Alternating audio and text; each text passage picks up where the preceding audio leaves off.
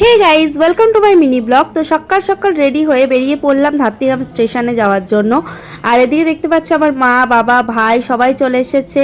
এখন আমরা ট্রেনেও চেপে পড়েছি। তো আমরা কোথায় যাচ্ছি বলো তো? আমরা যাচ্ছি নৈহাটি বড়মার কাছে পুজো দিতে। তো এখন আমরা ট্রেনে করে চলে এলাম নৈহাটি স্টেশন। সেখান থেকে পায়ে হেঁটে 5 মিনিট লাগে নৈহাটি বড়মার কাছে যেতে। তো চলো এসেছি বড়মার কাছে।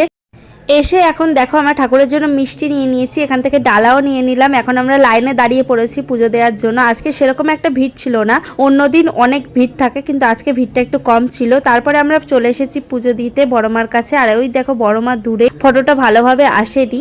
তো সত্যি বড়মাকে দেখে খুবই শান্তি লাগলো মনে, পুজোটা দিতে পেরে আরও শান্তি লাগলো।